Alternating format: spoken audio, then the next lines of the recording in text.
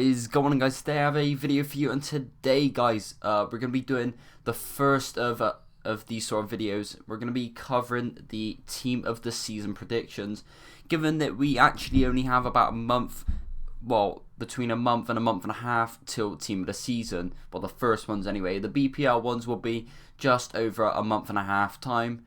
Not many games left in the BPL now, so I thought it was a good time to start bringing out these predictions.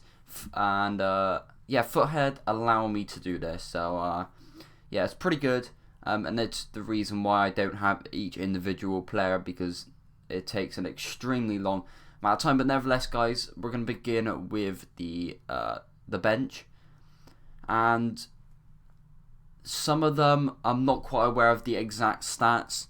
However, I kind of judged a few of these based on fancy, because obviously the more points, you might have a lot of clean sheets, or I know you might have scored a few goals, made a lot of assists. So I've used various resources to do this, and the stats on the cards, guys, aren't as they are, because that would take like 24,000 hours to do. But anyway, let's get into it.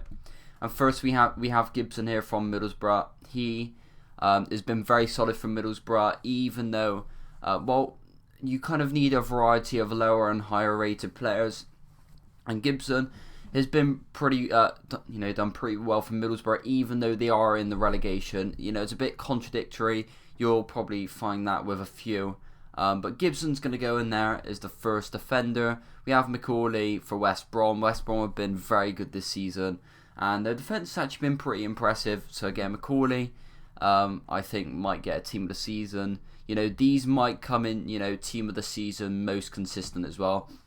But that's something to get onto later. Jordan Pickford here, obviously he's been incredible for Sunderland, so I fully expect him to get a team of the season, possibly being in the most consistent.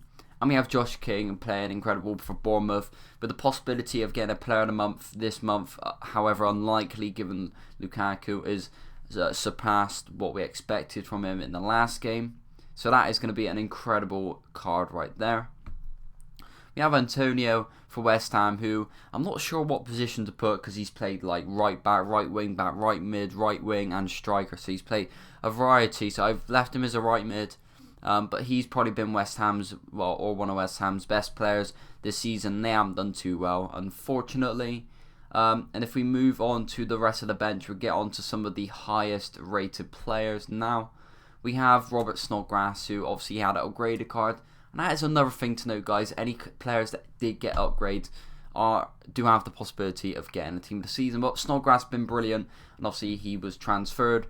Idrissa Gueye, or Gueye, or anyway, not sure how to pronounce his name, but that is going to be an incredible card. He's going to have like plus 80s all round. Going to be the second Kante. He's been excellent for Everton. He's been the Kante of Everton. Marcos Alonso for Chelsea. He has been probably the best, or one of the best, top two left backs in the Prem. He scored a variety of goals. Chelsea's defence has been so solid. Can't go wrong. Sigurdsson has been Swansea's star player so far. He has been absolutely fantastic. So he sits there on the bench. Heung-min Son as well, been incredible for Spurs. Scored a large range of goals, and that is going to be an incredible card. I've left him as a left wing, but I think we probably will end up seeing him as striker. And the two other 93 and 94 rateds, which don't feature in the starting 11, is Lukaku, obviously self-explanatory. He has been fantastic. And Sanchez is pretty much carried Arsenal this season. Apologies to the Arsenal fans, but I think he is gonna, take his place there. Just making sure I was recording, because nothing came up. And if we move on to the starting 11, guys, and in goal we have the one and only Tom Heaton, who's been an outstanding goalkeeper this year. Haven't included any other higher rated goalkeepers, because we haven't got a Burnley player in here already. And someone like Courtois, De Gea, they haven't really had too much to do, especially like Courtois, so that's why I haven't put him in there. Lloris might grab one, but unsure as of yet. The back four we have is Coleman, Koscielny, Van Dijk, and Milner. So Coleman, obviously, he's been excellent for Everton as well, just like why.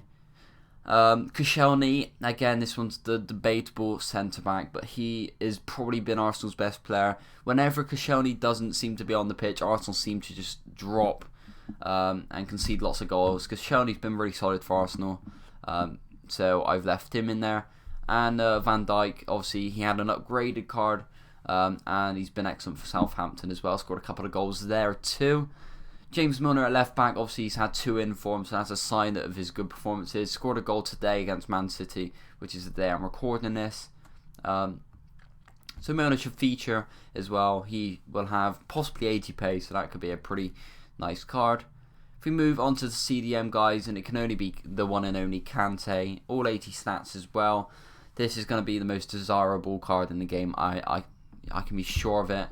But he's obviously been excellent for Chelsea. His win-loss ratio in the Prem has been fantastic. And any team that he seems to be at, Leicester or Chelsea, they seem to be doing absolutely amazing. Onto the left and right mid guys, we have Eden Hazard again for Chelsea.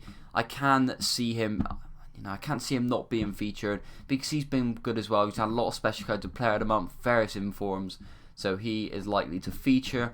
And Sadio Mane with 2 informs and 1 man out of the match.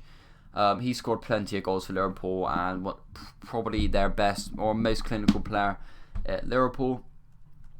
The cam guys is the one and only Dele Alli. He has got the most goals from a midfield this season. He scored 13 goals, make it 14 actually after today, just remember. But he's been absolutely fantastic. So 90 rated card for him. And the front 2 guys is Diego Costa. Again, I've left Ibrahimovic out because I didn't really think he's been too good, but I can't see Costa missing out. But if Costa does miss out, then we will see Ibra. I've left a few high-rated players out, like De Bruyne, Aguero. These just haven't scored as many goals as the forwards that we have in the team. And then, obviously, we have Harry Kane, who is probably, can you imagine, he's going to have, 88 pace. It's going to be a ridiculous card. But he should feature, guys, as he is, joint top scorer in the league. Something like that, anyway. But that is it for this video, guys. Those are the Team of the Season predictions. They are all mine, guys. I haven't taken them from anyone else. And if you have any suggestions, if you have any different opinions, drop them in the comments, guys. But thank you for watching this video, guys. Drop a like, subscribe if you're new, and I'll catch you guys on my next video.